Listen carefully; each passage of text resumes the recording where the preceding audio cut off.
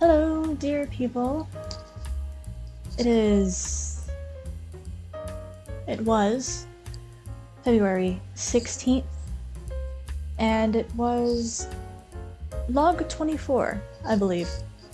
Although I've been editing the last couple logs, and I'm starting to think that I skipped log 19 somewhere along the line. I don't think I missed a recording.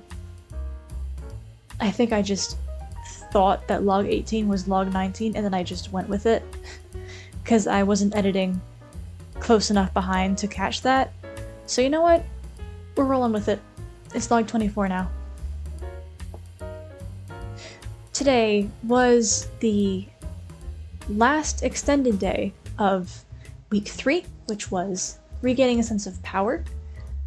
I did the last 2 tasks after class. They were interesting, and I haven't done the check-in yet. I plan to do that after this. I also planned to set up the big fancy microphone that's still sitting in the— oh yeah, you can see it on the camera. It's in that little box right there. But then I realized, oh, it's almost 1, and I have an 8 a.m. tomorrow, so like, maybe starting a project isn't the best idea, but no, I'm gonna get to that. But starting projects is fine, as long as I don't follow the impulse, the compulsory need to finish them before I move on to anything else.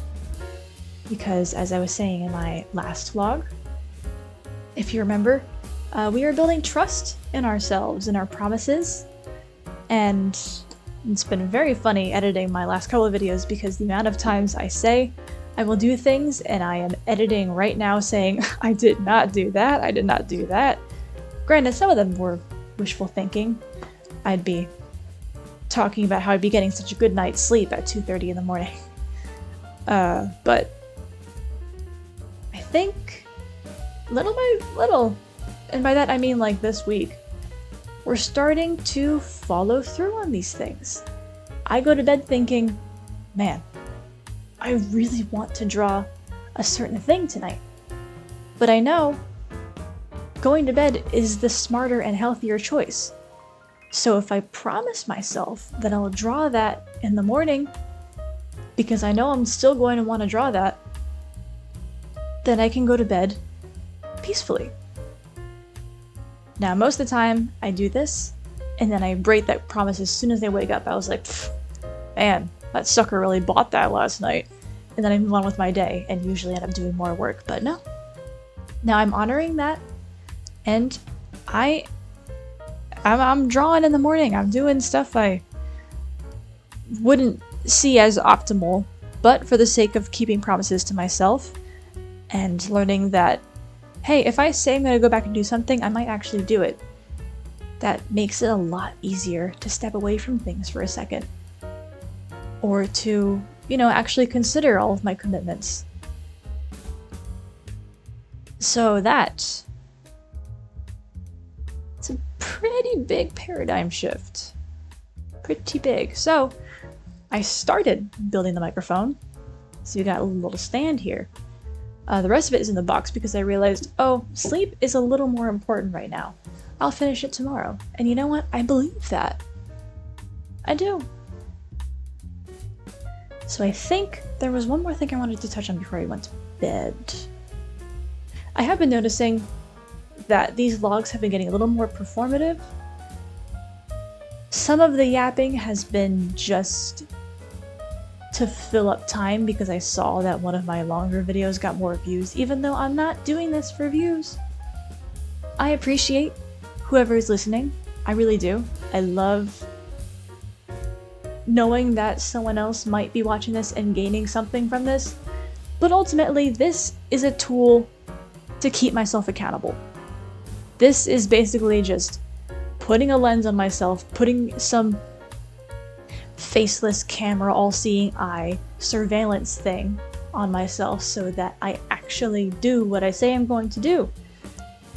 And also, going back and watching my recordings from a couple days ago it's been really effective in terms of reflecting on my progress just day by day. It's actually pretty funny, and I've noticed this performativeness by editing and watching these. I saw it in my morning pages as well. I think that was also because I started doing them midday. I also said that again in my last log, but things started to get more of like a journal. Like, oh hey, this is what was happening today. Like I was making a presentation or a summary to someone else. I wasn't actually writing what I was actively thinking in that moment. That little editor would come back. But I'm noticing that, and I'm not mad at myself for that. Alright. This has been what? 3 weeks? And I've been doing this for how long? And it was all in good intentions. I didn't actively try to sabotage myself. All of these were originally made with good intentions, these habits. I just wanted to be the best I could be. And I thought sacrificing my health was noble. I thought it was like a whole, brave sacrifice kind of thing. I thought I was being cool and responsible and mature and, gifted kid burnout type stuff. Even though I never thought I burnt out. I think I just burnt in. I just got even more into the work. That's what I'm saying. I think I burnt out in my actual life, and then I just retreated into my artwork. And that was my life. And now I'm starting to realize that I was seriously blocked in my actual life outside of my art. It's been very interesting. Very cool. Needless to say, I am very excited to see where I'll be 3 more weeks from now. Because I'm already feeling like a whole new person. Well, no. I feel like someone cleaned the dirty window right now, kind of. Like there was a big fat band-aid, or like duct tape. No, band-aid, I guess.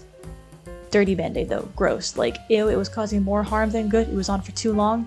It got ripped off. And now, all of the facade, all of the editing, all of the perfectionism and the workaholism and all that stuff, it's kind of been ripped clean off. And it's uncomfortable. It's weird. I feel more exposed, I guess. But it feels like me. It feels like I don't have to worry about a filter that I don't want to be on there anymore. And when I talk to people, I say what I'm thinking. I don't constantly think, oh, is that... There's not a secret computer in there that's trying to mess things up in between the brain and the mouth and the person's that's hearing me. Even if there's no person, because there usually isn't. Like, singing in my car, alone. I was always afraid that I wouldn't sound good, even though no one else was around to hear. There was a whole audience of mean people in my head. But now I'm starting to be able to shut that up and dismiss it. And oh, it's really cool. It's really exciting. I'm so glad that I'm able to be free from that. I didn't realize how much of a weight it was until it was lifted, and oh man. On that note, today was Monday, and in the last couple weeks of doing these logs, I've noticed that Monday is usually the heaviest for like the workaholic tendencies, like the stress, like the spirals. Like the first Monday of this situation, I was kind of close to a panic attack, honestly. It was just, I was so disconnected from the actual world. All I was seeing was my to-do list and just this constant dread of being in trouble for something.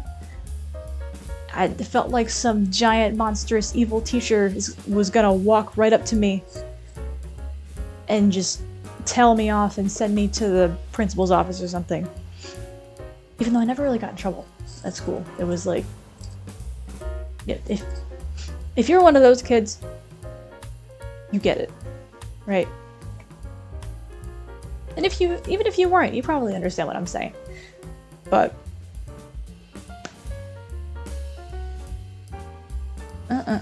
right, Mondays are usually bad because it's the start of a new week, you know, start of classes.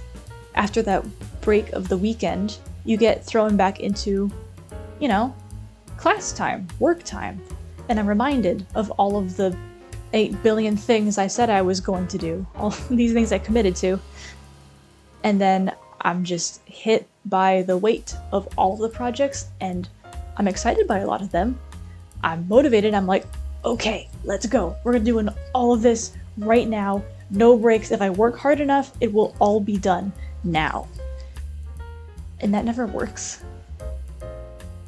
Honestly, usually, I just get overwhelmed by the amount of work I just signed myself up for mentally, and then the engine blows and I don't actually do anything at all. So then we got like the motivation and the stress and all that, and then we have shame on top of that because I know I'm not doing it, and I'm just sitting there floating around in my head, spiraling, honestly. Yeah, not a great scene, and honestly a little silly, but we're not discounting the struggles, all right? And we spent all last year figuring out what that came from and why that happened and all that stuff. But now it's time to actually fix the habits and, you know, live a better life and be nicer to myself because I deserve that. All right? Everyone deserves to be nice to themselves because we're all trying our best. Yeah. So, the Monday after that, week 2, Monday, wasn't as bad. But it was definitely still stressful, and I definitely realized at the end of the day, oh my gosh, I overworked myself again. But this Monday, I was prepared. I knew the workaholic habits were gonna slam me, especially after I took such a lovely, relaxing weekend. I did next to no work at all for 2 days straight, which is very rare for me.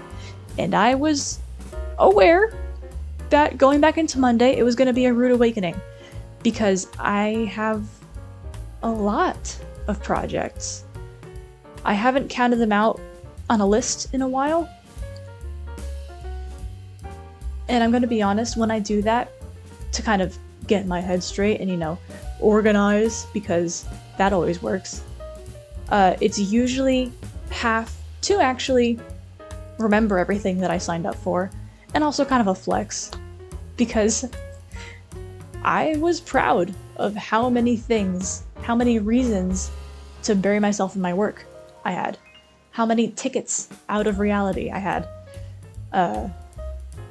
But then after the satisfaction, I'd be like, oh, now I have to actually do all of these, and then I get stressed. And thus the cycle continues. But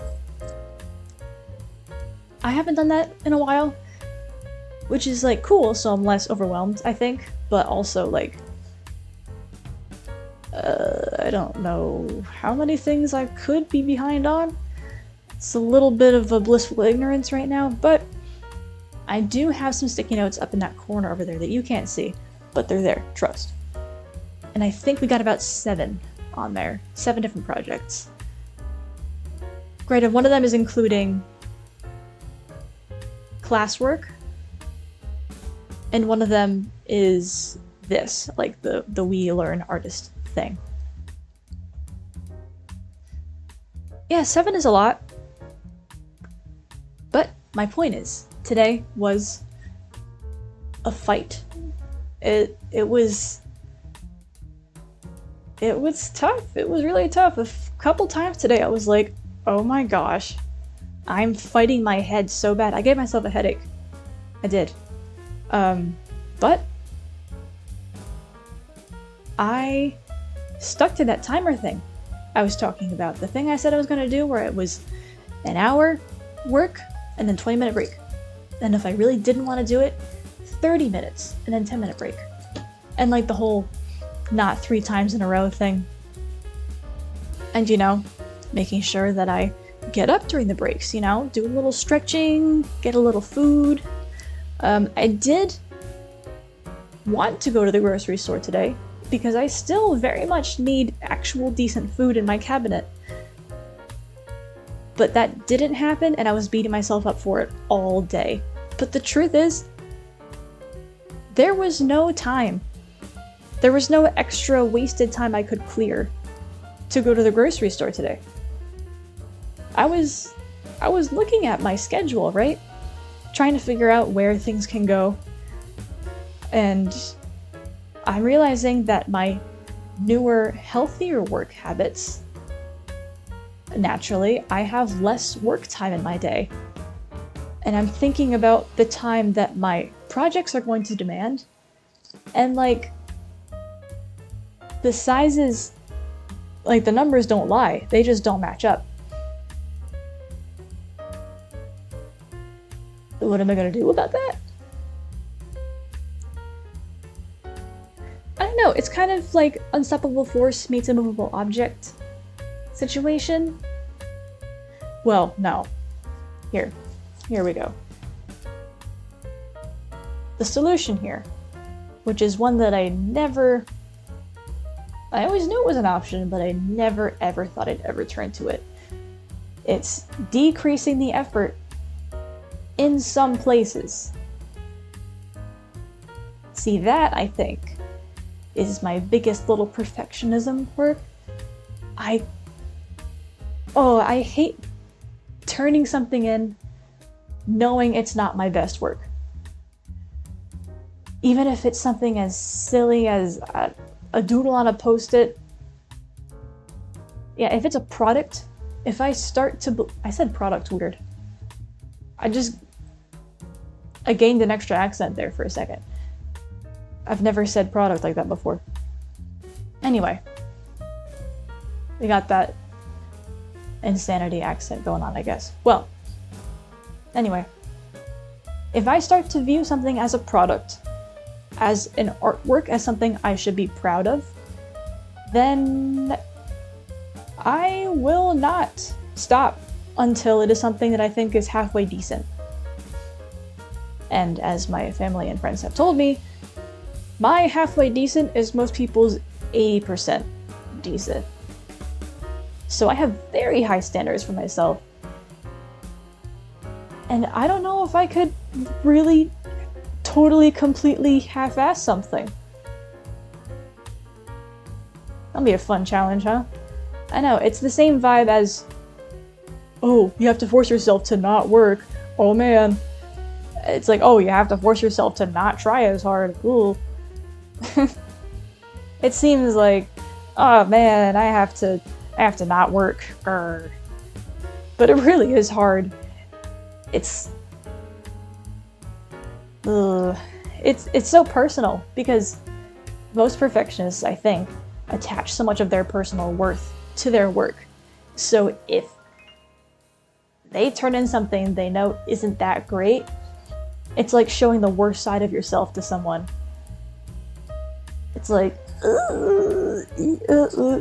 but we're getting more used to that. This morning, I missed a step in a lesson. I needed help. And reluctantly, I asked for help. I know, and you know what? It helped. And I didn't spend an extra 10 minutes floundering and clicking random buttons and maybe deleting things. And there's an unspoken thing that happens when you ask for help with teachers or work or with friends. If you want emotional help, it strengthens a relationship. You extend a hand, and if they take your hand, metaphorically, then you strengthened the bond. I never felt close. I mean, you know what I mean. You know what I mean by close. But people with really close relationships with their teachers, like they have their one favorite teacher that they idolize, that they see as like an extra parental figure, because they changed their lives dramatically, or they were just like really fun to hang out with. Professionally, You know what I mean. I never had that. I was so distant from everyone, and I think one of the main reasons why is because I never asked for help. I never extended that hand. I never opened that door for anyone to... I didn't receive anything. It was always just output. So yeah, no duh, I felt like just a machine to output things. Like, that's all I let myself do. Because input, letting things in, was showing your underbelly, you know? It was vulnerability, it was weakness, all that jazz. How did this go from workaholism to being not vulnerable? Well, I mean, those are usually related. Well, today, I don't think today was perfect. Definitely, it was a fight. It was a struggle, and most of my breaks did not feel relaxing because I was just staring at that 10-minute timer go down second by second, and I'm just thinking, why am I not relaxing? How can I optimize relaxing? And, you know, silly stuff like that. But I avoided my phone. Throughout the whole day, I spent under 2 hours on my phone, which I think is a very good accomplishment. My breaks consisted of staring at windows or walking around, sometimes pacing because I didn't know what else to do. I did some of the tasks, some leftover week 3 tasks. Yeah. I'm definitely disappointed because I did not get as much work done as I know I could have if I pushed myself to unhealthy limits.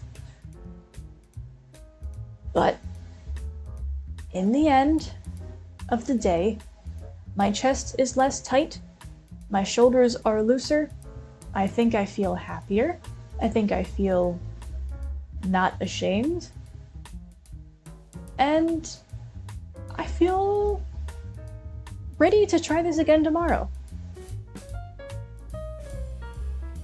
The timer stuff will definitely take some getting used to, but I think I already feel those boundaries between work and rest working. My efforts feel more optimized. Like, yes, concentrate all of that scattered energy into this time block. And then I'm kind of effortlessly making that time more efficient.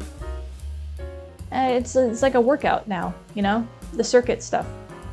So, that's that. Hopeful for the future, and man, I can't wait.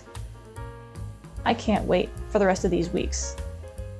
Because if this is week 3 out of 12, 25% of the way done, a quarter. It's gonna be so cool. And this will follow me throughout my whole semester, which is gonna be cool because right now, this is my last semester of college. Right now, I don't know what I'll be doing after I graduate. I have a lot of ideas, I have a lot of dreams, I have a lot of potential outlets and connections and such. I have a lot of projects I'm working on that will hopefully lead to bigger things in a couple months. But right now, no idea. And I'm comfortable with that. The people in my life that enjoy plans and scheduling things do not like that. But, I mean, what can you do?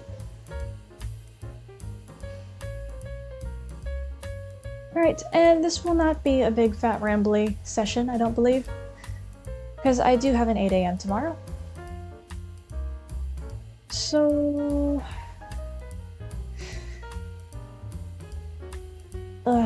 man, literally the hardest part of just being productive, I guess, is just figuring out what to work on next.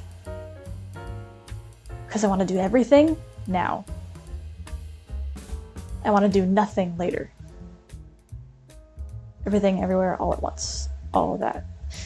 So I think that's where the trust comes in again, because if I trust that, oh, I'll do this now, I will stop, so I'll have time to do the other thing later, then I can actually plan things and not just try and get everything done before the next idea shows up and kicks the other one out. yeah, good stuff. And I think that will actually line up very nicely with next week, which I checked. Memory is serving me well because it is week 4, regaining a sense of integrity, which I didn't really know what that fully meant. Like, I knew what the word means, but like, how do you recover a sense of that? And I read the little blurb, kind of like a what to expect for this week. And it was a lot. Let's see if I remember. It was about, I think, learning to trust yourself, actually. It was, you know what? Who am I kidding? I have the book right here. Let's flip to it real quick. Just a second. Got a little sticky out bookmark now. There we go. Recovering a sense of integrity. I won't read the whole thing. I'll just... Yeah. Okay. Grappling with changing self-definition. Oh? Like personal transformation? Like the thing I was just talking about in the beginning of this video? Essays, whatever, do this, do that. Productive introspection and integration of new self-awareness. So this little self-discovery thing happening is going to get integrated. Whatever that means. This may be both very difficult and extremely exciting. Whoa, like today? Like I was just talking about how it was really hard, but also really exciting. Dude, this thing is reading my mind. It's creepy, but in a way also comforting because it means I'm on the right track because this is reading me exactly. It's very interesting though. At the bottom here it says, warning, do not skip the tool of reading deprivation. So apparently whatever reading deprivation is, the only thing I can think of is maybe like depriving yourself of books? Or like, nope, no idea. There hasn't been a warning like that before. So it sounds like whatever that is going to be very important. So if you guys are following along, don't worry, I will be sharing whatever that is. And don't worry, there is also a little section in the back of this book that promotes sharing it, especially with friends. So it's alright. This isn't some sort of pirating scheme or whatever, alright? I did buy this. If you want to read all of the like in-between fancy stuff, you can buy it too. But this isn't a sponsorship or anything. This is just my little map in whatever this situation is. Because, oh my gosh, it's been very useful. Oh, speaking of though, if you wanted to know the other 2 tasks that I did today, wait, no, I did more than 2 tasks. I did like 7. I didn't do that many earlier in the week. I don't think they were that interesting to note. Oh, there was one though. There was one. Here, I'm already proving myself wrong in this. There was one task. It was less of a journaling one, which was kind of annoying because I was trying to do all of them as quickly as I could, but this one required like an hour of introspection or something.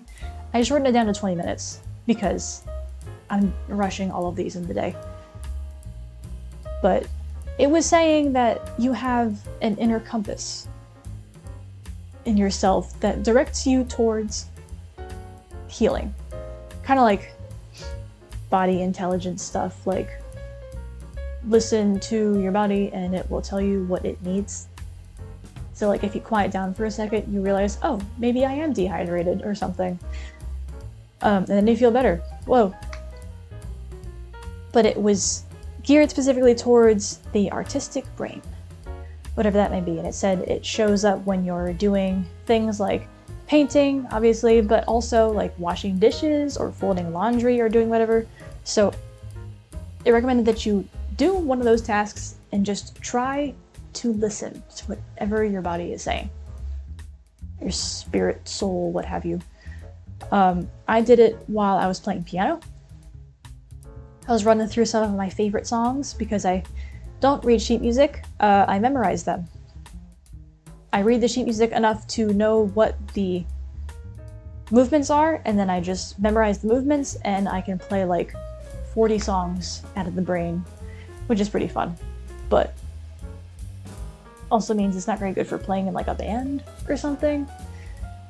But I don't do that yet. I would like to at some point. Where was I? Something about...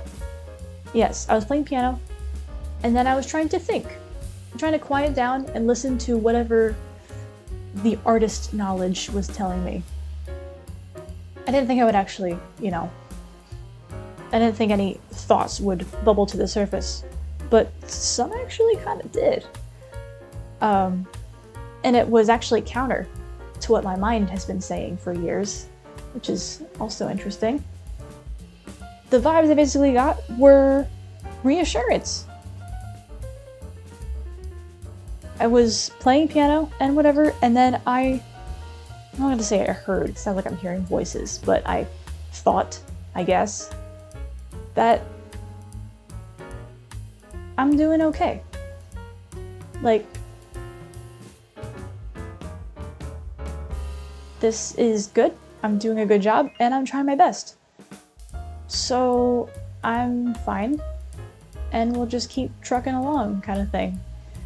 Which is very contrary to what my mind is usually saying. It's always like, go, go, go, prove yourself, you're not enough, keep working.